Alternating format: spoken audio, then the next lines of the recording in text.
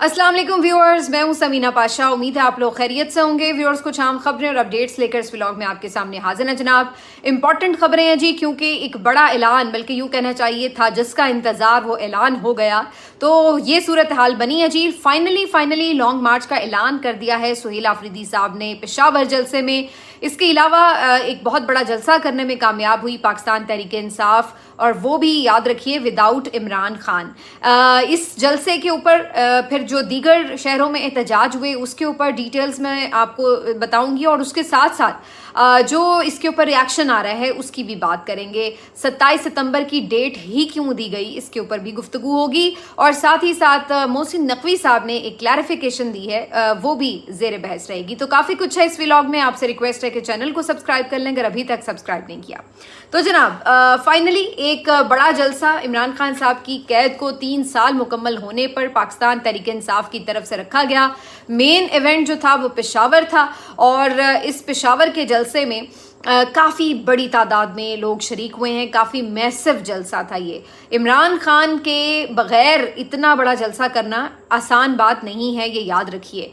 ये बात दुरुस्त है कि पाकिस्तान तहरीक इंसाफ ने इससे बहुत बड़े जलसे किए होंगे, लेकिन वो तमाम जलसे इमरान खान के साथ किए हैं। तो इमरान खान के बगैर बड़े जलसे करना ये वाकई मायने रखता है, और ये फिर पाकिस्तान तहरीक इंसाफ का ही खासा है जो अपने मेन लीडर के बावजूद भी, यानी उसके अलावा भी इतने बड़े जलसे कर सकते। वरना इस वक्त तो सूरत हाल ये है कि जो पार्टीज मौजूद हैं इक़्तिदार में, वो सब मिलकर भी इतना बड़ा जलसा नहीं कर सकती जितना सुहेल आफरीदी ने जलसा किया है, और बल्कि इससे आधा भी नहीं कर सकती। क्योंकि मैं ये समझती हूँ कि अभी भी जलसे में जितने लोग आए हैं उस हिसाब से जगह फिर भी कम थी। इससे ज़्यादा बड़ी जगह पे इंतज़ाम होना चाहिए था, क्योंकि जितने लोग जलसा गाह में मौजूद थे उससे ज़्यादा मुझे तो लग रहा है कि जलसा गाह के बाहर मौजूद थे। मोटरवे पर लंबी कतार लगी हुई थी गाड़ियों की। इसके अलावा भी पैदल लोग मौजूद थे सड़क के दोनों अतराफ में, और फिर पंडाल तो खचाखच भरा ही हुआ था। तो मेरे ख्याल से और बड़ी जगह होनी चाहिए थी, लेकिन स्टिल जो एक पावर शो करना था वो उन्होंने किया है, और इसमें तमाम क्रेडिट जाता है पाकिस्तान तहरीक इंसाफ की तंजीमों को भी, MPs को, और जो ज़लई और ओहदेदारान हैं उनके शहरों के, जिन्होंने भरपूर तरीके से एहतजाजी तहरीक को चार्ज कर दिया है। और इसमें उन्होंने अपने वर्कर्स को मोबिलाइज भी किया जलसे के लिए भी, क्योंकि वर्कर, याद रखिए कि वर्कर जो था वो नाराज़ था और डिसअपॉइंट भी था।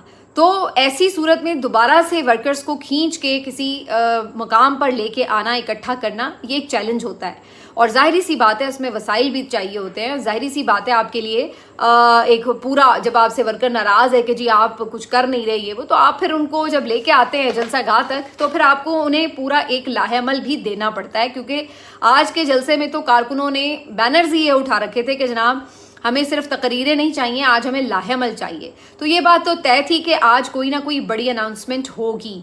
तो एक बहुत अच्छा प्रोटेस्ट जो है PTI की तरफ से ये था। चार्ज्ड क्राउड था, और इमरान खान साहब के मुख्तलिफ वीडियोस, पैगामात और उनके पसंदीदा तराने, वो माहौल बना के रखा हुआ था जलसा गाह का। लोग बड़े इमोशनल थे जो उनको देख रहे थे स्क्रीन के ऊपर। तो सलमान अकरम राजा साहब चूँकि लाहौर में मौजूद थे आज, तो वो इस जलसे में स्टेज पर मौजूद नज़र नहीं आए। लेकिन यस, बाकी आपको नज़र आया कि बैरिस्टर गौहर थे सुहेल आफरीदी साहब के साथ, और साथ साथ जुनैद अकबर साहब थे।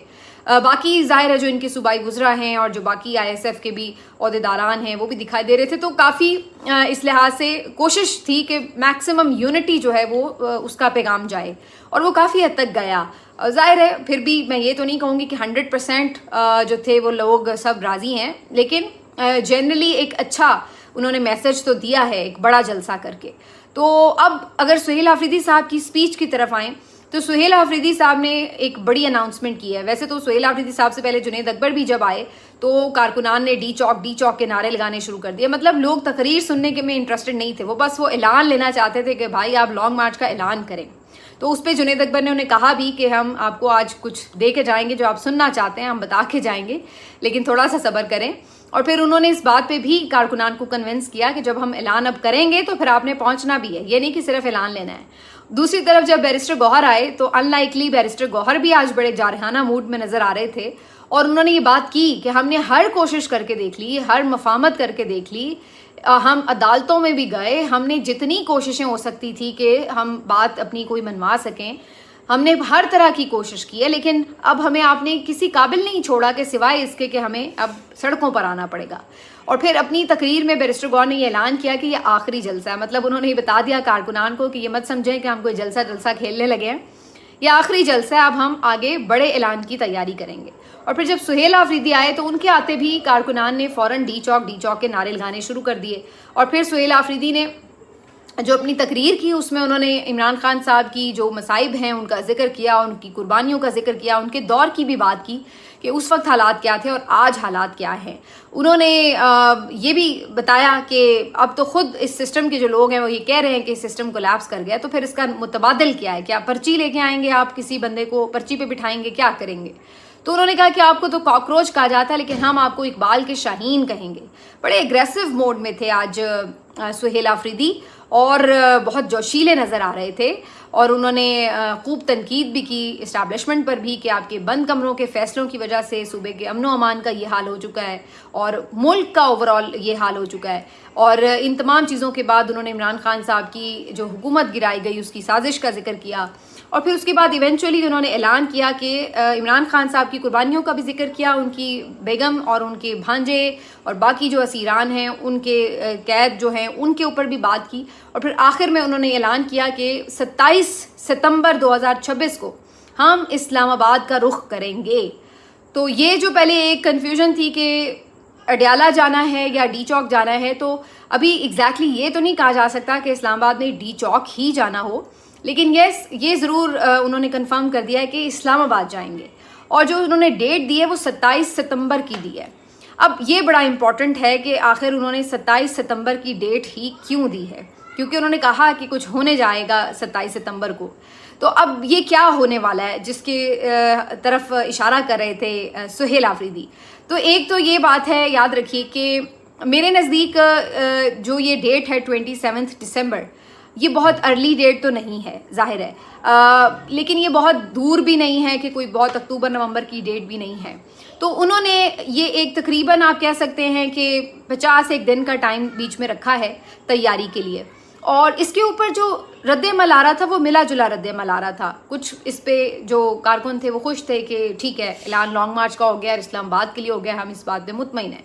लेकिन कुछ जो कारकुन ज़्यादा पैशनेट हैं वही समझते थे कि बिल्कुल बस 1-2 हफ्तों के अंदर ही लॉन्ग मार्च होना चाहिए और बहुत लंबी डेट नहीं मिलनी चाहिए। तो उनका ख्याल था कि ये बहुत दूर की तारीख है। जो मेरा इसके ऊपर अपना अंदाज़ा है कि इस पे जो मिला जुला रुझान है उसमें अगर अलीमा खान साहिबा और फैमिली की तरफ से इसको सपोर्ट मिल जाती है और वो कहते हैं कि जी ठीक है इस ऐलान के ऊपर सब मुत्तहिद हो जाएं, तो फिर तो इसका बड़ा फ़ायदा होगा पार्टी क़यादत को भी, सुहेल आफरीदी को भी। लेकिन अगर वो इस पे अदम इत्मीनान का इजहार करेंगी तो फिर उसके बाद जो आपकी सोशल मीडिया है और जो आपके दीगर कारकुनान हैं वो भी शायद इसके ऊपर ज़्यादा खुल के तनकीद शुरू कर दें। सवाल ये है कि 27 सितंबर तक की डेट क्यों दी गई है, यानी 5 अगस्त को ये डेट दी गई है, तो तकरीबन जैसे मैंने कहा 50 से ज़्यादा दिन बन जाते हैं। तो देखिए 2 बातें याद रखिए कि एक तो प्रॉपर उनका ये समझना है कि तैयारी के लिए वक्त चाहिए। अब आप देख लीजिए खैबर पख्तूनख्वा में तो शायद आप 1 हफ्ते के बाद भी कोशिश करके लॉन्ग मार्च निकाल सकते हैं, लेकिन पंजाब में आज भी ये हालत थी कि आपको ठीक ठाक उन्होंने रिस्ट्रिक्शंस लगाई हुई थी, कारकुनों को उठाया जा रहा था। मुख्तलिफ आपने वाक़यात देखे जिसमें मैंने आपको बताया ऐवान अदल के बाहर कुछ गिरफ्तारियाँ हुई, इवन सहाफ़ी बेचारे को एक फैंटी लगा दी, बाद में बड़ी मुश्किल से उसकी जान खुलासी हुई। तो पंजाब में अभी तक भी वो सिचुएशन है कि आप आसानी से बाहर नहीं निकल सकते। तो वहाँ पर आपको प्रॉपर मोबिलाइजेशन के लिए, तंजीम के लिए, कोऑर्डिनेशन के लिए, अरेंजमेंट्स के लिए और प्लानिंग के लिए आपको वक्त चाहिए। और बग़ैर पंजाब के अगर आप फिर खैबर पख्तूनख्वा से लॉन्ग मार्च लेके निकलेंगे तो उसके बहुत ज़्यादा कॉन्सिक्वेंसेस भी हो सकते हैं, क्योंकि आपको पता है कि जो इस वक्त पॉलिसी चल रही है उसमें तो एहतजाज के ऊपर कोई भी लिमिट तक जाके यूज़ ऑफ फोर्स किया जाता है।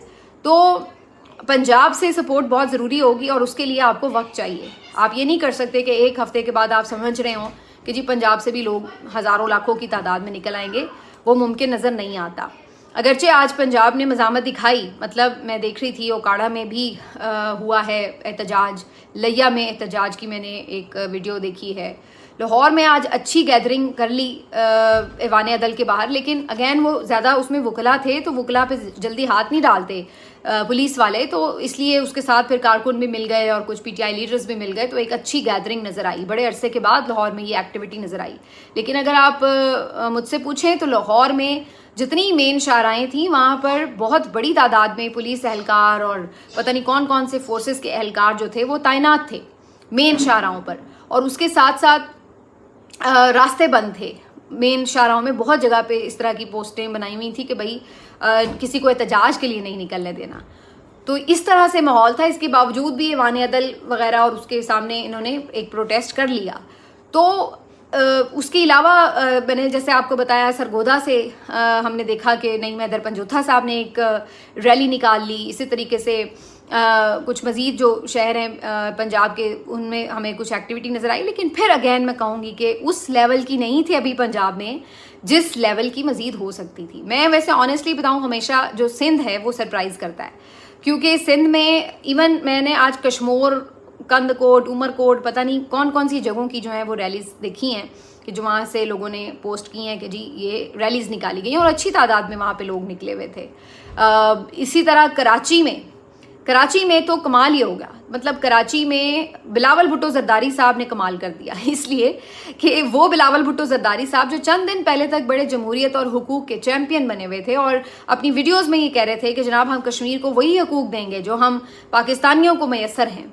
तो वो मुझे आज पता चला कि भाई वो किन हकूक की बात कर रहे थे, क्योंकि अगर हम आज उनके सूबे में जहाँ उनकी हुकूमत है वहाँ की बात करें तो प्रेस क्लब के बाहर जो एहतजाज था उसको रोकने के लिए सड़क ब्लॉक थी, पुलिस फोर्स मौजूद थी, और फिर उसके बाद भी जो वहाँ पे कारकुन पहुँचे तो उनके साथ बदतरीन तशद्दुद किया गया, उनके ऊपर आंसू गैस की शेलिंग की गई और ऐसे मैदान जंग का मंजर बना दिया गया जैसे पता नहीं वो क्या करने आए हैं।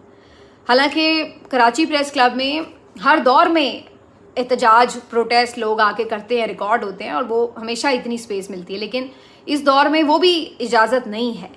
तो आप तो बिलावल भुट्टो जरदारी साहब अपने सूबे में जहाँ आपकी हुकूमत है वहाँ पर आप किसी को इतना प्रोटेस्ट करने की इजाज़त नहीं दे रहे, तो क्या यही हक जो है वो आप कश्मीरियों के साथ करेंगे? और वो हमने देखा है वहाँ पे भी आपने यही किया, क्योंकि कश्मीर में तो अभी तक आप ही की हुकूमत है, तो वहाँ पे भी यही हाल है कि आपने लोगों के साथ इसी तरह का सलूक किया है। और फिर बाद में आप अपना एक सॉफ्ट इमेज लेके सामने आ जाते हैं कि जैसे आपसे बड़ा जमहूरी हुकूक का कोई चैम्पियन नहीं है और आप सबको बड़े कोई यानी राइट देना चाहते हैं, राइट्स देना चाहते हैं। तो ये हमें एक मुनाफकत इस रजीम की बहरहाल नज़र आती है। यहाँ पर कुछ गिरफ्तारियां भी इवन हुई, लेकिन इसके बावजूद कराची में एक बड़ी तादाद में लोग निकले और कराची में हमेशा निकलते हैं, इसमें कोई शक की और दो राय की बात नहीं है। हलीम आदिल शेख ने भी एक रैली से वहाँ पे खिताब किया, अच्छी खासी बड़ी रैली थी वो, बहुत बड़ा क्राउड था। इसी तरह दीगर जगहों पर भी सिंध के इलाकों में अच्छे प्रोटेस्ट हुए हैं। इसके अलावा कोयटा में आदिल बाज़ाई और सालार खान काकड़ इन्होंने वहाँ पे रैली निकाली है और वहाँ पे उनकी जानिब से प्रोटेस्ट किया गया। तो ये वही बात जो मैं आपसे कह रही थी कि इमरान खान साहब वो लीडर हैं जिनकी प्रेजेंस आपको हर सूबे में नज़र आती है।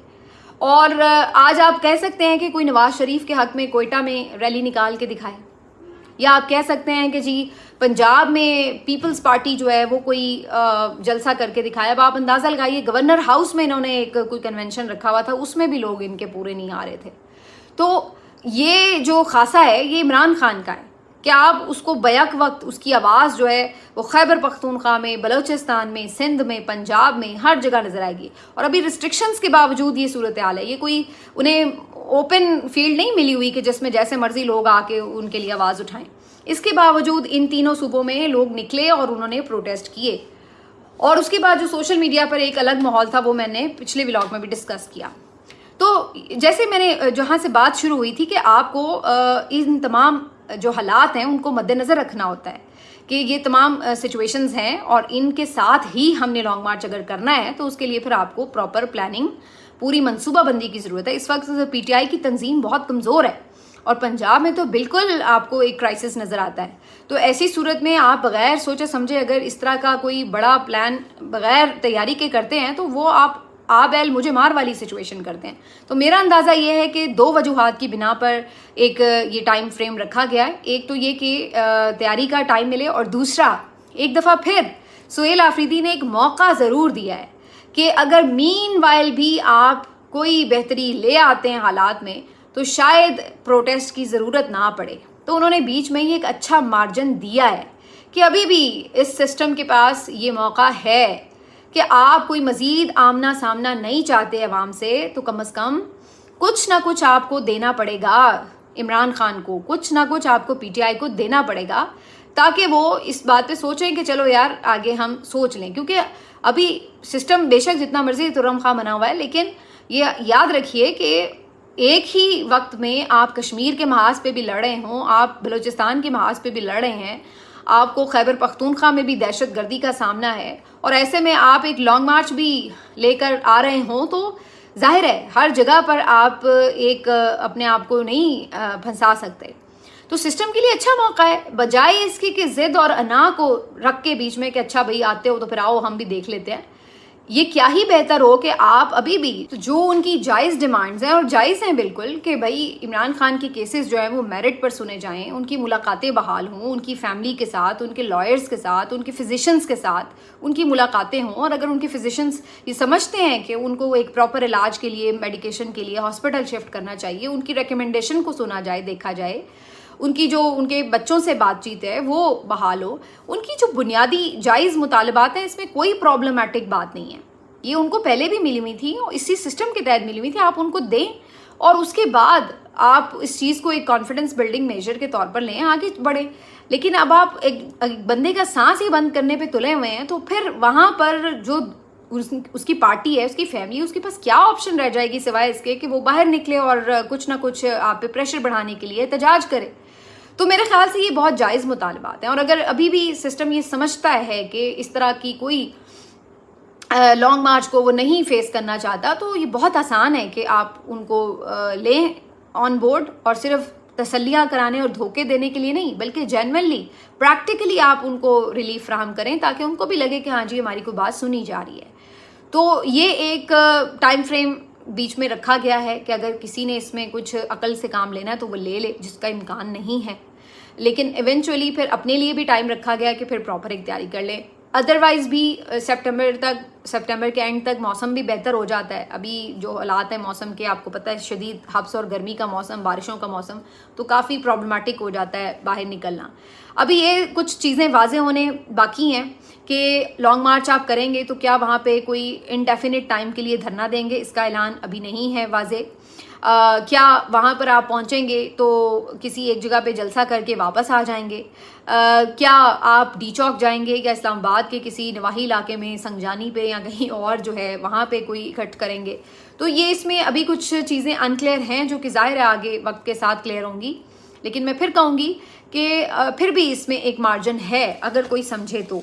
मोहसिन नकवी साहब ने जो इसके हवाले से बयान दिया था सिस्टम के हवाले से, उस पर उन्होंने आज थोड़ी क्लैरिफिकेशन भी दी और कहा कि सिस्टम जो है, जब मैंने ये बात की कि जी सिस्टम कोलैप्स कर गया, तो मैं कोई इन 4 सालों की बात नहीं कर रहा था, मैं 80 साल के ओवरऑल सिस्टम की बात कर रहा था। और मैंने कोई चार्जशीट नहीं किया हुकूमत को, मैं तो खुद इस हुकूमत का हिस्सा हूँ तो मैं क्यों चार्जशीट करूँगा। मेरे कहने का मतलब ये था कि जो 80 साल से निज़ाम चल रहा है उसमें शहबाज शरीफ और बहुत बेहतर परफॉर्म कर सकते थे अगर चीज़ों को सिस्टम में थोड़ी तब्दीली लाई जाए। और उनका ये कहना था कि जिन्होंने मुझे 3-3.5 साल की बात की है उनका शुक्रिया, लेकिन उनको पता होना चाहिए मेरी परफॉर्मेंस, मैं 70% मौजूद रहा हूँ कैबिनेट मीटिंग्स में वगैरह। तो ये जो उन्होंने राना सनाउल्लाह साहब ने या अज़मा बुखारी वगैरह ने तनकीद की, उसका उन्होंने जवाब दिया। तो मुझे लगता है ये एक थोड़ा सा कवर अप प्लान था बेसिकली, कि इसको उन्होंने जनरलाइज करके बताने की कोशिश की कि जी सब अच्छा है, कोई ऐसी बात नहीं, हुकूमत 5 साल पूरे करेगी, और मैंने तो एक जनरल वे में बात की थी, ऑल दैट। उन्होंने थोड़ा इसको सम अप करने की कोशिश की, लेकिन इस सारे अरसे में धुआं इतना उठ चुका है कि अब ज़ाहिर जो है ऐसा लगता है कि कुछ खिचड़ी जो है वो आगे पकनी है। वो कब तक पकेगी उसमें वक्त हो सकता है, लेकिन पकने की इम्कान जो है वो नज़र आ रही, खुशबुएँ आना शुरू हो चुकी हैं इस सारे धुएँ में। सुहेल आफरीदी साहब ने जहाँ और बहुत सारी चीज़ों का जिक्र किया, वहाँ पे उन्होंने सहाफ़ियों का भी जिक्र किया, अरशद शरीफ साहब को खराज अक़ीदत पेश किया, उनके कत्ल की मजम्मत की, इमरान रियाज ने जो मसाइब बर्दाश्त किए उनका जिक्र किया, और फिर उन्होंने दीगर सहाफ़ियों का नाम लिया जिसमें उन्होंने मुझ नाचीज़ का भी नाम लिया, और ये कहा कि जो लोग हक़ और सच की आवाज़ बने हुए हैं उनको जिस तरह के मजालिम का सामना है और उनके लिए जो मुश्किलात बर्पा की गई हैं इस निज़ाम की जानिब से, उन्होंने उसको भी कंडेम किया और हमारे हक़ के लिए भी आवाज़ उठाई। उनका शुक्रिया। मैं तो अपने आप को इतना बड़ा साफ़ी नहीं समझती जितने बड़े लोगों के नामों के साथ उन्होंने मेरा नाम लिया, लेकिन सहाफ़ियों का काम यही है कि वो हक़ और सच की आवाज़ बने, मज़लूम की आवाज़ बने, जुल्म के ख़िलाफ़ आवाज़ उठाएं, निशानदही करें जो कुछ गलत हो रहा है, बजाय इसके कि ताकतवरों की कासालेसी की जाए, बजाय इसके कि पता हो कि जनाब ये गलत तरीके से मुसल्लत हुए हैं, पता हो कि पीछे क्या इनके मकासद हैं और किस तरह से लोगों के साथ इन्होंने जुल्म किए हैं। उसके बावजूद उस निज़ाम को एक कानूनी जवाज़ फ़राहम किया जाए, एक अखलाक़ी जवाज़ फ़राहम करने की मुहिम चलाई जाए, या इन लोगों को किसी भी तरह इस तरह प्रेजेंट किया जाए कि जैसे ये बड़ी कोई नॉर्मल बात है। मेरा ख्याल है कि ये सहाफ़ी का काम नहीं है कि वो ताकतवरों की आवाज़ बने, उसका काम ये है कि वो मज़लूमों की, कमज़ोर तबकों की आवाज़ बने। और फिर जो हम देख रहे हैं कि इस वक्त इस पूरे रजीम ने हालात किए मुल्क के, तो मेरा ख्याल है कि हर सहाफ़ी को चाहिए कि वो इन तमाम चीज़ों के मद्देनज़र ये सोचे कि उसके मुल्क के साथ क्या हो रहा है। तो बहरहाल उनका शुक्रिया कि उन्होंने सहाफ़ियों के लिए भी आवाज़ उठाई। लेकिन आज भी अफसोस की बात है कि हम देखते हैं कि मुख्तलिफ सहाफ़ी जो हैं वो अताब का शिकार हैं और निशानों पर हैं, अपने मईशत के लिए मुश्किलात का शिकार हैं। ज़ाहिर है बेशक सच के लिए आवाज़ उठाना होती है, उसके लिए कीमत भी चुकानी पड़ती है, और लेकिन इसका मतलब ये तो नहीं कि ज़रूरियात ज़िंदगी ख़त्म हो जाती हैं, वो तो अपनी जगह ज़ाहिर बरकरार होती हैं। तो बहरहाल हमारा तो ये सफ़र जारी है। अल्लाह करे कि पाकिस्तान में बेहतरी के हालात हों और किसी भी बहुत बड़े नुकसान के बजाय, खून खराबे के बजाय, अल्लाह करे कि जो आवाम की आवाज़ है उसको सुना जाए और उसके मुताबिक अक्लमंदी और दानिशमंदी से फ़ैसले किए जाएं, ना और ज़ाती मफाद को कहीं कोई एक तरफ रख दिया जाए। बज़ाहिर इसका इम्कान कम नज़र आता है, लेकिन उम्मीद पे दुनिया कायम है और हमारे हाथ में तो सिर्फ कोशिश ही है।